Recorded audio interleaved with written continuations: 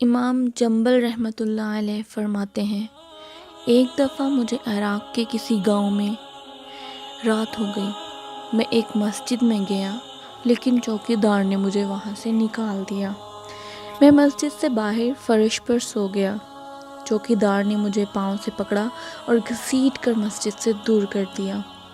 ایک خدا ترس آدمی نے مجھے اپنے گھر لے گیا، اور وہ شخص چلتے پھرتے، اٹھتے بیٹھتے ہر وقت استغفار پڑھتا تھا۔ صبح ہوئی تو میں نے اس شخص سے پوچھا کہ کیا آپ کو استغفار پڑھنے کا کوئی فائدہ بھی ہوا؟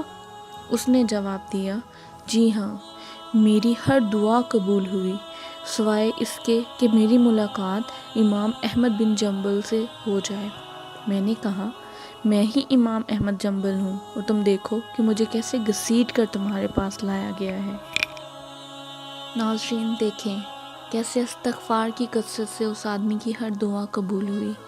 اسی بارے میں حضرت محمد صلی اللہ علیہ وآلہ وسلم نے ارشاد فرمایا، جو شخص استغفار کو اپنے اوپر لازم کر لے تو اللہ اس کے لیے ہر تنگی سے نکلنے کا راستہ نکال دیتا ہے، اور ہر غم اور پریشانی سے اسے نجات دیتا ہے، اور اسے ایسی جگہ سے اور اس طرح رزق بہم پہنچاتا ہے جس کا اس کو گمان بھی نہیں ہوتا۔